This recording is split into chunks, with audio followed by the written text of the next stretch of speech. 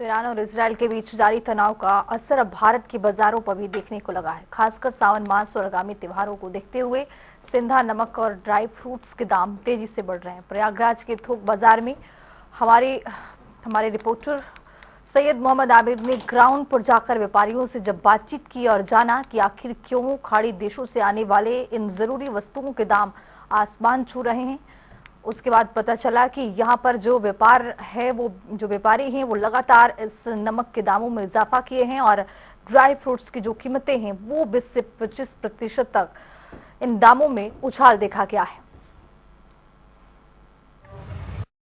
Iran और Israel के युद्ध में भले ही विराम हो गया हो, सीज फायर हो गया हो, मगर अब युद्ध का असर पूरे भारत में पड़ता दिख रहा है। बता दे, इसका असर भारत के सामान, जो आने वाले सामान हैं, जिनका निर्यात होता है, आयात होता है, उन पर अब पड़ रहा है। आपको बता दें, ये जो ड्राई फ्रूट्स हैं या सेंधा नमक है, इन पर मार पड़ रही है, क्योंकि एक तरफ गुप्त नवरात्र चल रहा है और दूसरी तरफ सावन का महीना आने वाला है और 11 जुलाई से सावन शुरू हो जाएगा। और ऐसे में व्रत के सामान की ज्यादा डिमांड होती है और अब सीधा असर व्रत के सामानों पड़ रहा है। और यहाँ पर जो सामान आप देख रहे हैं, ये ज्यादातर ईरान से आने वाले हैं।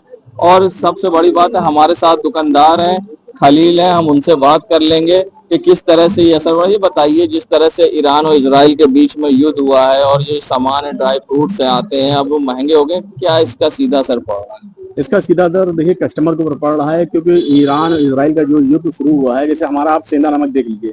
सेंधा नमक आमतौर पे लोग इस्तेमाल करते, लेकिन वैसे आजकल सावन आने वाला, सावन में सेंधा नमक की खपत काफी ज्यादा बढ़ जाएगी। अब सेंधा नमक का रेट जो 60 रुपए था, उसमें इजाफा हो गया 80 रुपए हो गया है। और ये सीधा सीधा हमारे कस्टमर कंज्यूमर के ऊपर पड़नी है, उनके ऊपर भारी पड़ेगा। जैसे कि आप देख सकते हैं कि हमारा ईरान का प्रोडक्ट है, खजूर है, और जैसे ईरानी पिस्ता आप देख लीजिए, और भी जितने भी आइटम आप ड्राई फ्रूट्स के देख लेंगे जो कि ईरान से आते हैं। ईरान इजराइल युद्ध होने की वजह से माल आने जाने में बड़ी समस्या हो रही है, जिसका हम लोग हार झेल रहे हैं।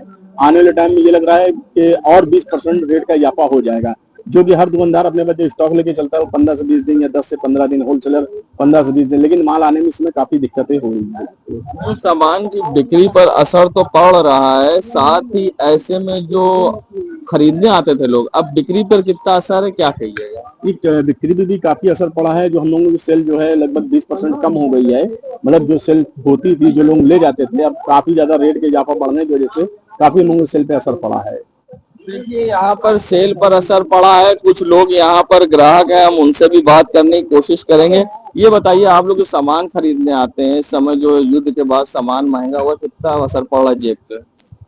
काफी असर पड़ रहा है हम लोगों के ऊपर, क्योंकि जैसे कि आप लोग जानते हैं, अभी जो है स्कूल भी खुलने वाला है बच्चों का, और उसमें जो है फीस है, एडमिशन फीस है, सब कुछ है। और जान इतनी समय जो है स्थिति बहुत खराब चल रही है, इसलिए जो है काफी दिक्कत हो रही है। देखिए, जिस तरह से व्रत के सामान में ड्राई फ्रूट्स है और खजूर है, क्योंकि मुहर्रम के महीने में खजूर के भी यूज होता है, और जिस तरह से गुप्त नवरात्र चल रही है, उसमें सावन में और इस सब में व्रत के सामान की काफी डिमांड होती है।